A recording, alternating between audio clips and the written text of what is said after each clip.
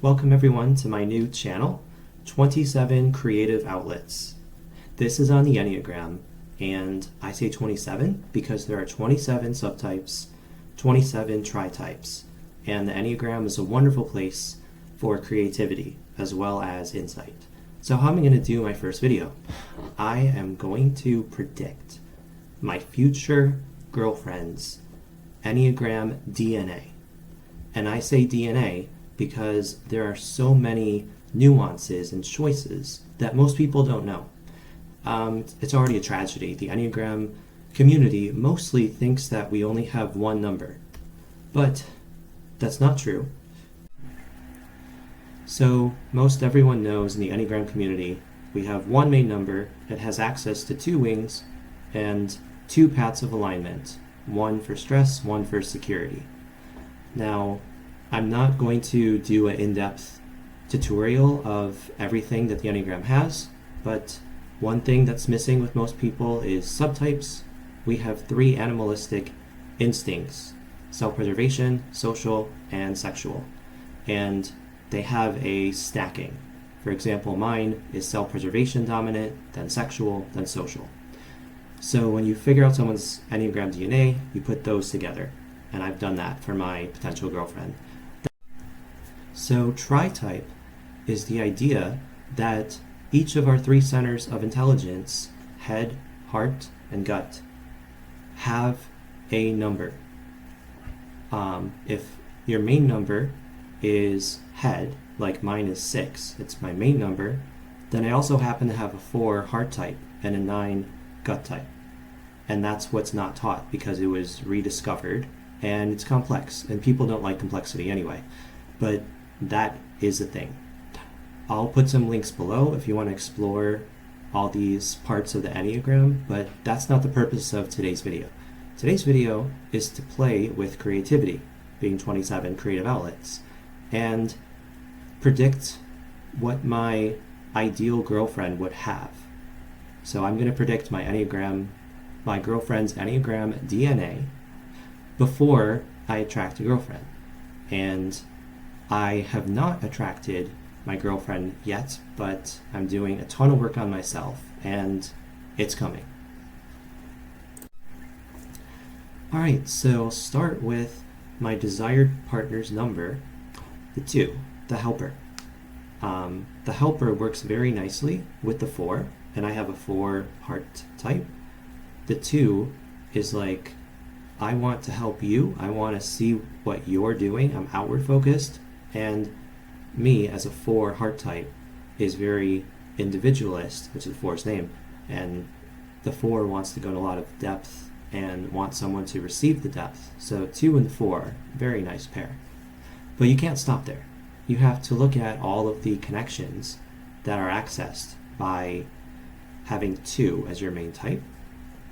So there are wings and paths. The 2 has access to the 1, and the 3 has wings. So the 1 is this perfectionist energy, has to be this way. That's not what I'm hoping for. Of course, there's all these different parts, so it's not like I have to get this exactly right or not. But I thought I was a 1 at one point, but I kind of hated it. I looked at my past, and I had to do stuff the right way. But really, it's coming from 6 of like fear of like not doing it the right way. So anyway, I'm hoping that if she's a 2, that there's not a strong 1 wing. On the other hand, the 3 wing is quite interesting, especially when we look at it by instinctual sequence. So I'll get to that. But anyway, the 3 is like knowing how you come across and wanting to like achieve in a status sort of way. So if she's able to do that, that's pretty cool. Then what? 2 in stress goes to 8. It's protector, bold energy.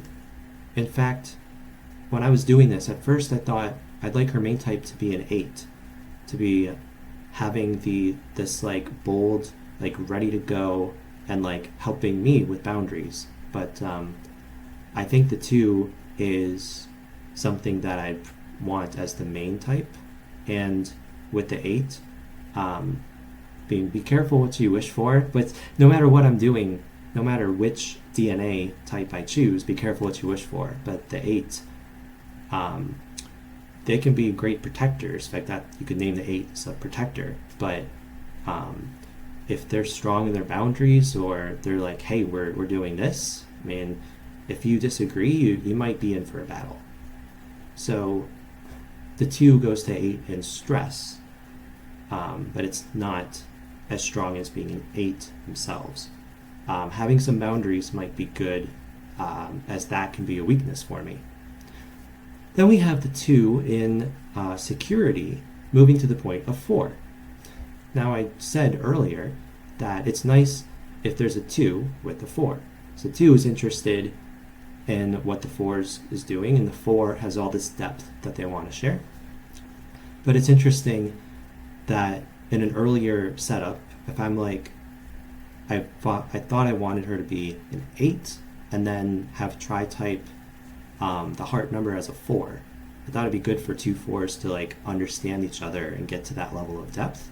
But then I'm like, oh, we're also more like in our own heads and wanting the other to work to look at the other person.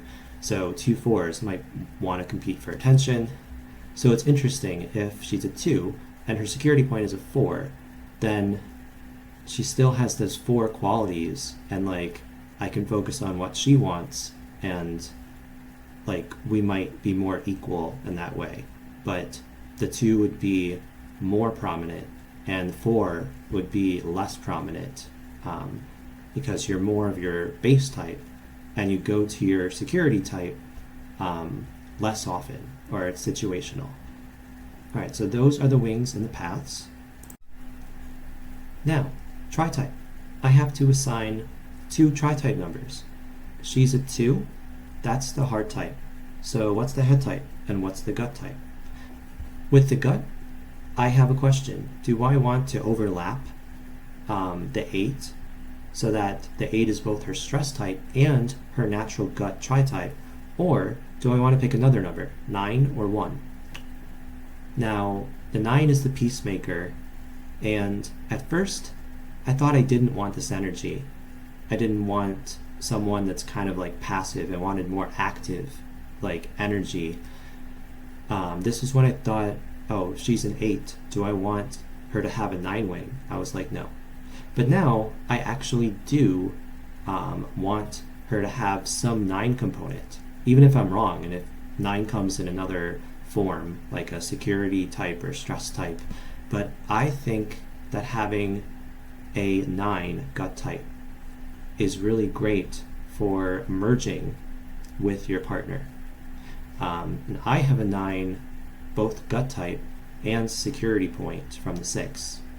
It took me a while to realize, because the intellectual 9 is not talked about in the Enneagram, but I see that I really merge with others, and if someone else could merge with me, and also just like be fine, rather than saying, oh, I have to get this, or like the 8, it's like, oh, boundaries has to be this way, or 1, perfection has to be this way. 9 is like, I don't have that. If you're happy, I'm happy. And so, yeah, a gut type of 9, yeah, that would make me happy. That'd be really cool. And I have it as well. Then for the thinking type, you have 5, 6, or 7. And I know that I don't want 6. I'm a 6 as my main type, and it's just indecision. It's just crazy. I want to get away from that. I want to work my way out of that. And the best ways is for having someone that is different from me. So 5 or 7. 5 is more deep thinking, like boundaries on time. 7 is more excitable. Yeah, and I went back and forth. You see, when I thought that I wanted her to be an 8, that would already take care of the 5 stress point. Like the 5 stress point already gives you some 5, and the 8 with the 7 wing gives you some 7. And I had to choose which one do I want double for. Like if I put her as a 7 for tritype, then she would have a 7 wing and a 7 as her head type. But now I don't have that, so I have to choose 5 or 7, and I choose 7. 7 enthusiast. This could be this bubbly energy. You want to do a lot of things. And if I chose 5, then it would be better for like more deep thinking focus. And I have that. I have a 5 wing, and my brain is just very deeply focused. But 7 energy, I just love 7 energy. I love people with 7 energy. Now maybe once you're in a relationship, like, you know, you have to deal with, they have a lot of things that can get scattered, but it's just such fun energy. And I also have 7 energy, 6 wing 7. My brain is also very quick, creative, just goes, and it's just very exciting. So, put it all together. 7 is the tritype for the head, 9 is the tritype number for the gut, and 2 is the main number. So we have 2 with 8 stress point, 4 security point, and wings 1 and 3, hoping that it'll be 3. And tritype, I'd say 2, 7, 9. 2 is the first number, and I prefer more 7 energy as the second choice, and then after that, 9. Notice that with all of these connections and tritype, we have up to 7 connections possible. If we allow the 1 wing, then we have all 7 connections for my girlfriend. So she's a 2, she has 1 and a 3 for the wings, 4 is a security point, no 5, no 6, 7 as the heart type, as the head type for tritype, 8 as a security point from 2, and 9 as the chosen tritype for the gut type. That's 1, 2, 3, 4, 7, 8, 9. Those are 7 numbers. And it's so important to realize this because we can grow from learning from all of our numbers and not be so focused on our one stupid main number that everybody obsesses on. That's really bad, guys. That's really bad. All right. And if she doesn't have the 1 wing, like I would hope, then she has 6 out of the 9 numbers. Part 2, subtypes, an instinctual sequence. So before I talk about my desired girlfriend, I'm going to explain these 3 animalistic instincts that are relevant when we merge them with the 9 numbers of the Enneagram, right, to make subtypes.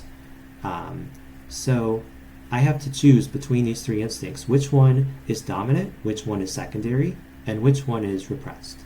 So first, self-preservation, making sure we're okay, whatever that means to us. If we're not, it's like we feel we're going to be eaten by a wild animal. There's this fear. For example, the 7 wants to do all this stuff. And if they don't get to do something, it's FOMO, fear of missing out. But it's not just that. The fear is like being eaten by a wild animal. That's what you feel if you don't get to explore something. So it's fear that's driving the self-preservation instinct. Social instinct, it's not about being social, it's about making sure that you have the group, that you have an instinct of doing what you need to survive and be in good standing in the group. So if the group is all, waiting before they start their meal, and you don't notice that, and you eat first, and you don't notice how others will perceive you, then that's like a social instinct repressed. So the sexual instinct is drive forward towards what you want. That could be romantic, but it could also mean competitive in general, like winning a ping pong tournament, competition. But competition is related to choosing a partner, especially like way back. That's how it used to be. Now it's more complicated. So those are the 3 instincts. I have to find out the stacking that I want to assign my future girlfriend. For me, self-preservation is dominance first. So I have fear of making sure that whatever it is that my passions are for my number, that it actually works out well. Sexual is secondary, so I want to go towards something, but self-preservation fears is first, it dominates. And then social is repressed. So I might not know how I come across with the group because that instinct is just not there. Self-preservation is first and sexual is second. So I have to figure out this stacking, and there are trade-offs either way. So I've chosen for my future girlfriend sexual instinct first. Sexual instinct is about intensity, competition, and I am so intense, especially on the inside. I don't come across as intense, but I'm definitely wanting a lot of intensity and depth in my relationship. And even if this Enneagram DNA prediction is totally off, I still want that intensity and feel like it has to have some of that, or it's kind of not gonna last. It's not really gonna be anything. Second, social. So that means that when sexual instinct is not dominating, the social instinct comes forth, and she'll know how she comes across, and be especially useful for the 2 and the 3 wing. If she knows how she comes across, then she'll do well with social groups, and she can help me. Then self-pres would be repressed. And so this fear of not doing whatever her numbers want her to do would be repressed. So self-pres repressed people tend to be a bit riskier, because if you have self-pres dominant like me, then there's a lot of fear, a lot of hesitation. So we might be able to balance each other out that way, help each other with our weaker instincts. Part 3. We're going to combine what we just talked about. We looked at her as a 2 and all of her number connections, and then we looked at sexual instinct first, then social, then self-pres. So we're going to put those together. We're going to look at what it means to be a 2 with sexual first, then social, then self-pres. But then we're going to look at all of her other connections, like her wing 3. What does it mean to have a wing 3 when you are sexual, social, and self-pres? Some people studying subtypes, they only look at the instincts with their main number, like 2, and they think, okay, sexual 2 does this, and then a 2 has a wing 3, but they don't look at the 3 from the perspective of sexual, social, self-pres. I think this is a horrible mistake. So I'm going to do it putting both of these things together, and you're going to see what this Enneagram DNA is going to predict for my future girlfriend. So I'm going to look at all her numbers from the perspective of sexual first, and then if sexual is not dominating, then what is social as an instinct after that? And I'm going to start with her main type of 2, and then I'm going to go to 3, 4, 7, 8, and 9. Alright, so the most important thing is her main type 2 and her dominant instinct, sexual. The sexual 2 is so focused on making sure that their partner likes them. In fact, their growth area is to dress down, and they have a hard time with that. So obviously, sexual 2 is very much like, I want to attract you. If the sexual instinct is not dominating, then the social 2 is good with groups, serving, reading people, and so she can do a great job of making connections and social groups. So that's her as the 2. So now we have the 3 wing, and the sexual 2 and the sexual 3 are really close together, really similar. And then same for the social 2 and the social 3. Let's see. So they both are focused on others and saying, what do I have to do to make others like me? But the 2 knows who you are, and they want to help and do whatever will make you happy because they know you. The 3 is about how can I have a good image so I can be a chameleon. So 2 wing 3, the sexual 3, they calls like a movie star, or like masculine, feminine, that they can really be a chameleon into whatever form is most attractive and has a good image. The social 3 is really good at rising up and looking good. The social 2 is good with the groups, getting in groups and helping, serving. Social 3 is good with groups, but in terms of working hard, looking good, having a good image, and rising up. So she would be really good in terms of doing well in a social group. But with the 2 and the 3 combined, sexual is the dominant instinct. She's very interested in just being sexy and what am I looking for? And so those 2 and 3 really go together. Now the other remaining 4 numbers will paint a different picture. So the 4 overall has a bias towards negativity. It wants what it wants. As a heart type of a 4, I know you have standards, not righteous standards like a 1, but beauty. Just you know what you want, and if this is met, then it becomes this.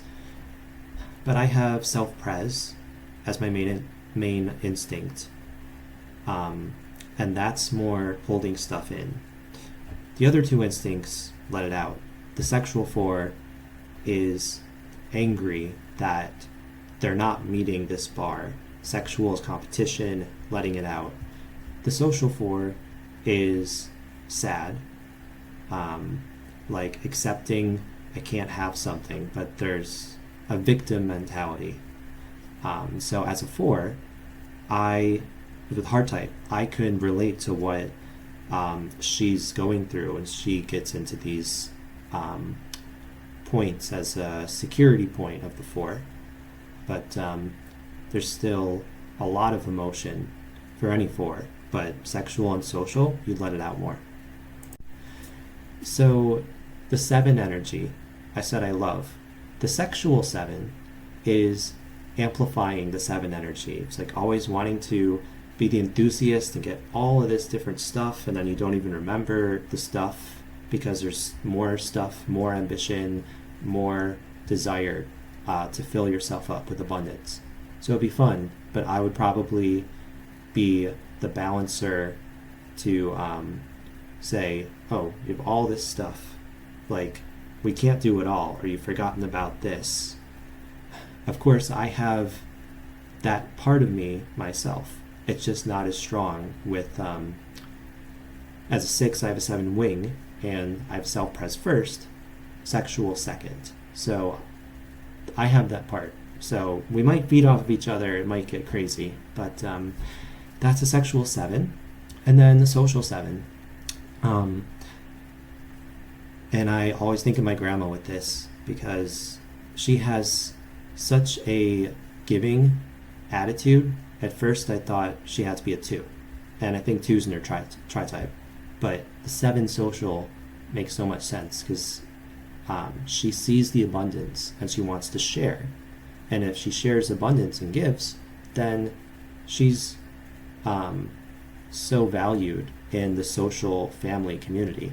So for my future girlfriend, if I predict 7 for the head tritype, and then social as a secondary instinct, that means that she'd be generous. But again, the sexual comes first, so she'd be wanting to do things as the first instinct. Now the 8 is interesting because 8 is strong energy, action. That can really help me because as a 6, I'm indecisive. And as a 4, I want this perfect answer. So 8 could be really healthy for me, but an 8 can also be bad for me in terms of overpowering me. And I put sexual as my girlfriend's first instinct. The sexual 8, and I've experienced either sexual 8s or maybe their DNA somewhere they have sexual 8. And they have this overpowering, but this also vulnerability. And I'm good with vulnerability, and so I just have to say, what do I want and what are my boundaries? So anyone with the 8 component anywhere doesn't overpower me. So that's a sexual 8. Social 8 is like leading an organization, saying, I want to help the group, but I'm in charge. So that could be helpful, but I don't really see that affecting a relationship that much. Last, the 9. So at first I thought I didn't want 9 energy, because if it's like a peacemaker, it's like, oh, I'm okay with whatever. But the thing is, 9 is not the whole part of you, especially given I have a security point and a gut tritype of 9. It means that I'm good with something. If I don't mind, I don't mind. But I have a 4 heart type, and I want what I want. So either I'm fine, or I want what I want. So I actually made the same mistake with both myself and my potential girlfriend. If we have a 9 component, that doesn't mean we just get along to go along all the time. It just means that's our base gut type reaction. But we can still have the passion, the 8, the intensity, the 4, the depth, the 7, the bubbliness, right? 9 can just be a part of us. And when you look at the sexual 9, it gets even better, because the sexual 9, it combines the ability to merge with a partner and attract a partner with the 9 that merges in order to be a peacemaker and say, yeah, it's fine. So her having a sexual 9 component would really merge into me. And I have that component, although less, because I'm self-pres first, and that's sexual. But I have a 9 type, so I'd merge into her as well. And then social 9, she'd want to work on projects and things for the social group. That wouldn't really affect us that much. So how do you sum up all these parts and put them together? To conclude, I have a couple of themes based on all of my observations from my predicted girlfriend's Enneagram DNA. First, she's image conscious, mainly with her 2 and her 3. She's really adept at becoming who she wants to be to appeal to either me or other people. And her social instinct being second means she knows how she comes across in a social group. She knows what she needs to do in order to rise to the top of the group, either through serving as a 2 or having a good image as a 3, or being generous as a 7, or working hard to keep the peace as a 9. So she does well in groups. She can help me do well in groups, given my social instinct is repressed. So overall, very image conscious. Second, she has intensity. She has access to the 4 and the 8. They're the most 2 intense numbers on the Enneagram, and the sexual instinct is the most intense. When you combine it with the numbers, you have sexual 4 and sexual 8. Those are both really intense. So she goes into those modes, and she is going to be vocal about whatever she's not happy about.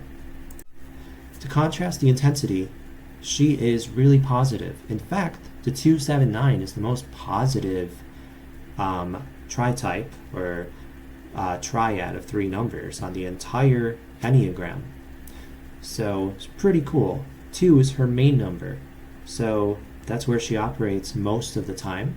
And that'll be very useful because I have a tendency of being so negative with 4 as my heart type, always focused on the bar and what's missing, and my 6, worrying about fear, that's also kind of negative. So yeah, her main type is 2, super positive. The only type she has in the head triad is 7, which is really positive, abundant, and lots of thoughts, lots of action. And then 9 is positive, going with the flow. So she's positive there. Last, she'd get me out of my cautious thinking. As a self-preservation 6, I am constantly questioning things, and I always see the gray, the complicated. I can't distill it into black and white. I can't just take action when I'm not sure. Especially with her 8 component, she'd help me with that. Here's how I put all this together. She is more optimistic. I am more pessimistic. She is more others-focused. I am more self-focused. She is more social preserving. I am more self-preserving. She prefers action. I prefer caution. And both of us have a lot of intensity.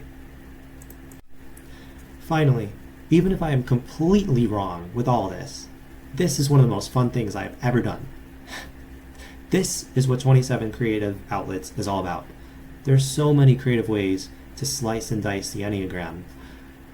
Some people just don't know all the different layers, but it's like a kid in a candy store. So I can't wait to see what I do next. I hope you enjoyed it, and maybe I'll do a future video when I attract my girlfriend and see how quickly I can map out her Enneagram DNA.